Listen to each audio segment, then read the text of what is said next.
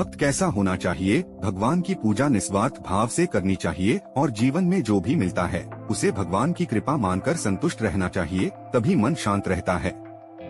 पूजा पाठ करते समय हमें भगवान के सामने किसी तरह की शर्त नहीं रखनी चाहिए। निस्वार्थ भाव से की गई पूजा ही श्रेष्ठ मानी जाती है। जीवन में जो भी कुछ मिल रहा है उसे भगवान का आशीर्वाद मानकर स्वीकार करना चाहिए और संतुष्ट रहना चाहिए। यही जीवन में सुख और शांति बनाए रखने का मूल मंत्र है।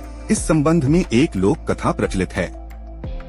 कथा के अनुसार पुराने समय में एक राजा के सेवा में एक नया सेवक नियुक्त हुआ। राजा बहुत ही विद्वान था और अपनी आसपास के सभी लोगों का ध्यान रखता था। राजा ने नए सेवक से पूछा, तुम्हारा नाम क्या है? सेवक ने जवाब दिया कि महाराज, जिस नाम से आप बुलाएंगे वही मेरा नाम होगा। राजा ने फिर पूछा कि तुम्हें खाने में क्या पसंद है?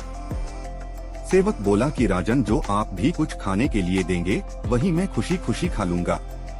राजा ये जवाब सुनकर हैरान हुआ। उसने फिर पूछा, तुम्हें किस तरह के वस्त्र पहनना पसंद हैं?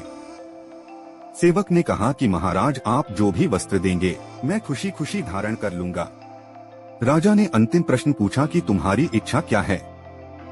सेवक ने कहा कि महाराज, एक सेवक की कोई इच्छा नहीं होती है, मालिक जैसे रखता है उसे वैसे ही रहना पड़ता है। ये बात सुनकर राजा प्रसन्न हो गया। उसने सेवक से कहा कि आज तुमने मुझे बहुत बड़ी सीख दी है। अगर हम भक्ति करते हैं तो भगवान के सामने किसी तरह की शर्त या इच्छा नहीं रखनी चाहिए। तुमने मुझे बता दिया है कि भगवान के भक्त को कैसा होना चाहिए। प्रसंग की सीख: भक्ति हमेशा निस्वार्थ भाव से करनी चाहिए और जीवन में जो भी कुछ मिलता है उसके लिए भगवान का आभार मानना चाहिए। हर हाल में संतुष्ट रहना चाहिए।